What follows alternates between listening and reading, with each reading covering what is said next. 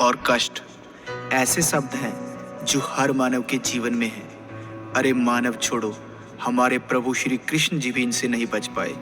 सारी गाथा सुनाने के लिए मेरा ये जीवन भी कम पड़ जाएगा और आपका सुनने के लिए।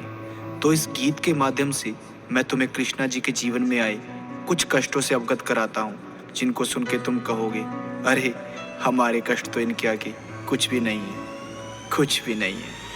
घर कष्ट तुम्हें बतलाने बैठा, सुनते सुनते रो दोगे। और सच्चे हिंदू हो तो सुन लो, अपना यापा खो दोगे। मैं एक एक इतिहास का पन्ना खोज के सामने रख दूंगा। पहले तुम मेरी बातें सुनो, फिर तुम्हें भी कहने का हक दूंगा। अरे कृष्णा जी के दुख तो उनके जन्म से पहले शुरू हुए। वो पृथ्वी पर कष्टों से गिर के गीता ज्ञान के गुरु हुए। तुम तुच्छ मानव हो, कष्ट तुम्हारे उनके आगे फीके हैं। भाई गौर से सुनना, एक एक मैंने शब्द सोच के लिखे हैं। माँ देव की और श्री वासुदेव को काल कोठरी में डाल दिया। तुम सोच सको ना कंस ने जेल में कैसा उनका हाल किया। अरे जन्म से पहले कंस ने उनके 6 भाई मार दिए। उनकी माता को कैद रखा और पिता के अस्त्र उतार दिए। अरे जन्म भी जिसका जेल में हो वो कितना भाग्यशाली है। उस नन्हे से बालक के ऊपर विपदा आने वाली है। कृष्णा के रक्त के प्यासे उनके मामा कंस उड़ीकने हैं। उस मूर्ख को अब कौन बताए, अंत तेरा नजदीक में है। जब कान्हा जी का जन्म हुआ तो वक्त ही सारा थम गया। वहाँ एक एक जो सैनिक था वो बर्फ की भांति जम गया। वसुदेव के बंधन टूट गए,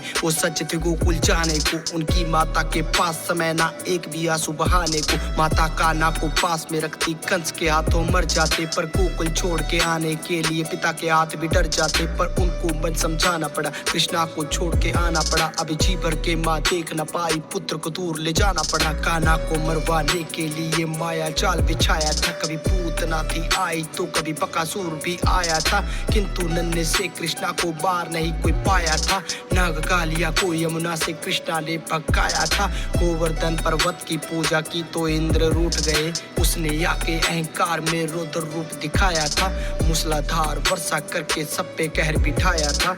इंद्र के प्रकोप से फिर कान्हा ने बचाया था। जिस माँ ने जन्म दिया उससे बालपन में दूर हुए। जिसने पाला पोसा उसको छोड़ने पर मजबूर हुए। प्रेम राधा को किया तो उनसे प्यार ना हो पाया।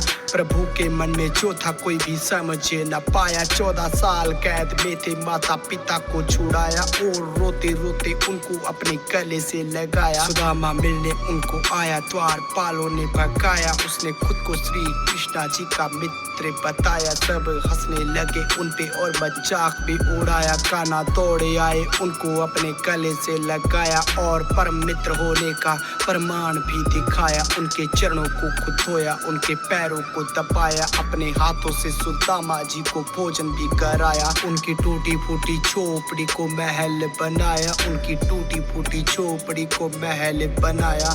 हाथों से सुदामा जी को भोजन भी कराया। 16 कन्या कैद में थी, उनको था छुड़ाया। नरकासुर को भी मारा, सबको उनके घर पहुंचाया। इतने साल किसके साथ में थी, सबने प्रश्न उठाया। और किसी भी कन्या को ना था किसी ने अपनाया। तब दुखी होके लौटी कन्या कृष्णा जी के पास। बोली, प्रभु हमको जिंदा रख लो, तुम हो अंतिम आस। सबके मान को बचाने खातिर उनसे प्यार रचाया। और द्वारका में लाए अधिकार भी दिलाया। द्रौपदी की लाज रखी, उसके मान को बचाया। भरी सभा में हो रहे वस्त्र हरण से बचाया। फिर स्त्री मर्यादा खातिर धर्म युद्ध रचाया। अर्जुन हुए जो भयभीत, उसको गीता ज्ञान सुनाया। तब जाके उसको अपना यथा रूप भी दिखाया। उसके हाथों सब पापियों का नाश भी करवाया। देके श्राप अश्वत्थामा को फिर अमर भी बनाया। अपना नाम देके बर्बरीक को खाटू श्याम बनाया। बीचों बीच समंदर में एक नगरी बसाई।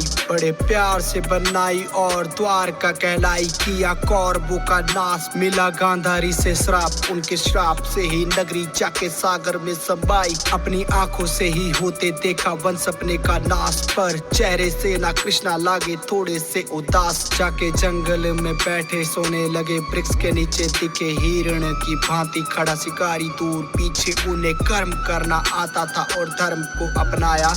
खुद का अंत बाली रूपी चरा से करवाया। भील से करवाया, शिकारी से करवाया। खुद का अंत बाली रूपी भील से करवाया। बाली को त्रेता युग में श्री राम ने छुप कर तीर मारा था, तो द्वापर युग में उसी बाली का जन्म एक शिकारी के रूप में हुआ। जो कर्म किए हैं उनका फल भुगतना पड़ता है, चाहे इस जन्म में नहीं तो अगले जन्म में ही सही। वो दूसरों को धर्म का ज्ञान देते थे तो खुद के लिए कैसे नया नियम बनाते। दुख झेले, पीड़ा झेली, फिर भी अपने कर्म किए। ऐसे ही नहीं वो कृष्णा कहलाते, ऐसे ही नहीं वो कृष्णा कहलाते। राधे राधे।